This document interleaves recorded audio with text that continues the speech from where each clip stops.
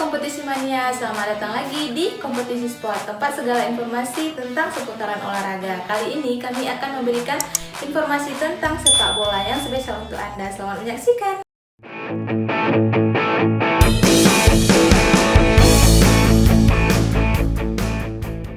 Dibukanya jendela transfer dimanfaatkan banyak klub untuk mendatangkan pemain maupun manajer baru. Banyak klub sepak bola berusaha memperkuat skuadnya ketika ada kesempatan, dan jendela transfer adalah salah satu cara untuk mendapatkan talenta yang mereka inginkan. Sebelum mendatangkan pemain, klub-klub yang berminat biasanya akan menimbang banyak hal, sekalipun mempertimbangkan mereka bisa saja keliru saat pemain tersebut sudah berada di dalam skuad. Tidak jarang kita temui transfer flop atau gagal dalam sebuah tim sepak bola, namun juga banyak kisah sukses dari aktivitas pembelian pemain tersebut. Namun yang menjadi pertanyaannya adalah bagaimana alur proses transfer yang harus dilalui setiap klub dalam merekrut pemain incaran mereka. Yang pertama ada namanya scouting. Scouting atau pemantauan adalah proses panjang yang biasanya membutuhkan waktu berhari-hari, berbulan-bulan, bahkan sampai tahunan. Keberhasilan seorang manajer dapat bergantung pada pencari bakat atau scouting. Dan pekerjaan mereka tidak bisa dianggap mudah karena harus menganalisis pemain incaran untuk kemudian diteruskan kepada pengambil kebijakan di sebuah klub. Ini bukanlah simulasi game Football Manager. Pencarian bakat yang ada di luar sana bisa dalam segala cuaca dan setiap waktu. Keterampilan pemain di lapangan adalah yang utama, tetapi terkadang itu hanya setengah dari alasan seorang pemain untuk didekati. Dan para scout tidak jarang memberikan rekomendasi berdasarkan bahasa tubuh dalam pemanasan atau saat merayakan gol. Carl Robinson pernah mengatakan di program Skybird Art of Scouting, tak ada scout yang hebat yang hanya menonton 10 pertandingan saja dan tahu apa yang mereka lakukan. Saya bisa menjamin itu kepada Anda. Artinya, pada saat memantau beberapa pemain, kenyataannya mungkin dibutuhkan waktu melacak pemain tersebut bisa selama berbulan-bulan bahkan tahun-tahunan sebelumnya. Kedua, lanjut tahap Enrique atau bertanya ke klub. Scout sudah memberikan laporannya, pemain pun ditargetkan. Namun, apa selanjutnya? Tentu saja melanjutkan ke dalam proses ketertarikannya. Setelah seseorang pemain ditandai oleh scout, proses tidak selesai sampai situ saja. Karena latar belakang pemain juga selalu yang diincar dan juga harus diketahui. Langkah berikutnya adalah pihak klub yang tertarik mencari informasi kelanjutan ke klub pemain dan juga agensinya. Itu dilakukan demi mengetahui seperti apa kepribadian dari sang pemain. Agen pemain dan si pemainnya sendiri juga akan diberitahu jika ada klub yang tertarik kepada mereka, jauh sebelum penawaran diajukan. Jadi, jika publik terkejut dengan penawaran yang dilakukan sebuah klub, si pemain bersangkutan sebenarnya sudah mengetahui jauh-jauh hari sebelumnya. Klub peminat lantas akan bertanya apakah pemain yang mereka incar tersedia untuk ditransfer. Proses akan selesai jika klub pemilik menyatakan tidak. Agen dan pemain akan mengetahui minat klub jauh sebelum tawaran resmi masuk. Di sepak bola modern, pemain pasti mengetahui klub mana yang mengincarnya, dan itu tidak berlaku untuk publik karena prosesnya yang kerap tertutup. Namun jika lampu hijau diberikan, klub peminat akan melakukan pembicaraan dengan si agen si pemain, yang umumnya mereka akan mengobrolkan untuk pertama kalinya adalah mengenai 1. Nilai si pemain, 2. Kontrak tersisa dengan klub lama, 3. Apa saja yang pemain inginkan jika pindah ke klub yang baru, 4. Berapa besar gajinya saat ini, 5. Situasi personal dan juga kondisi keluarganya.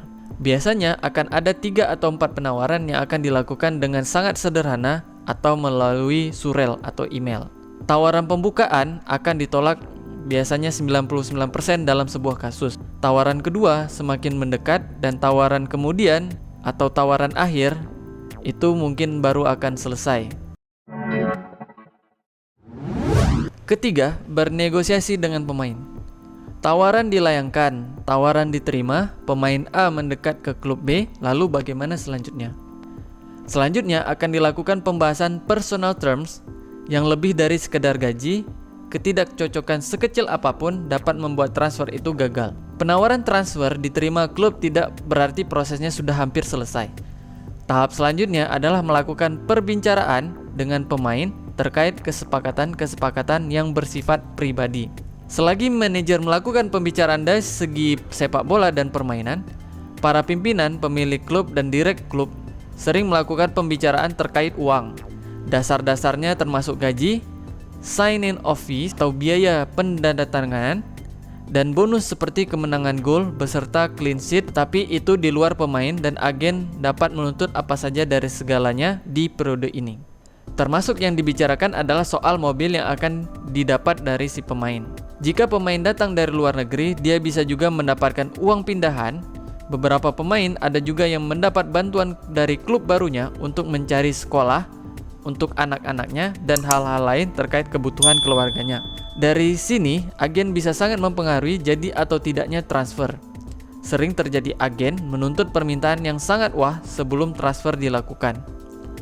Agen-agen pemain biasa mendapatkan fee sampai 5% dari transfer kliennya. Namun, mulai tahun ini, FIFA membatasi fee tersebut menjadi hanya 3% saja. Keempat, klausa kontrak, tim medis, dan konfirmasi transfer. Sekarang ini, klausa kontrak lebih dari sekedar kosakata, tetapi memiliki tujuan lain. Jika semuanya beres, pemain biasanya langsung dijadwalkan melakukan tes medis. Karena kepindahan pemain melibatkan banyak uang, klub pembeli tidak ingin tertipu dan mereka berusaha mengidentifikasi cedera atau kelemahan tersembunyi yang kelak berpotensi merugikan. Tim medis adalah tahap akhir yang harus dilakukan oleh seorang pemain sebelum menandatangani kesepakatan kontrak. Meski jadi hal lain yang penting, beberapa klub juga ada yang mengesampingkan hasil tes medis tersebut. Contohnya, tahun 2000, Dominic Matteo gagal tes medis, namun Liverpool tetap mengontraknya dengan nilai mendekati 5 juta pound sterling. Klub biasanya menerima pemain yang tidak lolos dari tim medis dengan catatan adalah salah satu pemain yang tidak lolos tim medis tetapi bersedia tidak dibayar jika tidak dimainkan. Setelah tes medis tuntas, barulah pendandatanganan kontrak dilakukan. Si pemain pun resmi menjadi klub baru dan tinggal didaftarkan ke federasi sepak bola di mana klub itu berada. Selanjutnya, pihak klub melakukan rilis pers, menuntaskan apa yang harus dilakukan di media sosial dan mencetak jersey. Mengetahui bahwa si pemain pun berhasil direkrut. Nah, berikut adalah keseluruhan informasi transfer seorang pemain dari klub A ke klub B yang melewati proses yang panjang dan seringkali sangat rumit. Semua bisa dilakukan beberapa bulan atau bahkan tahun sebelum kesepakatan dicapai.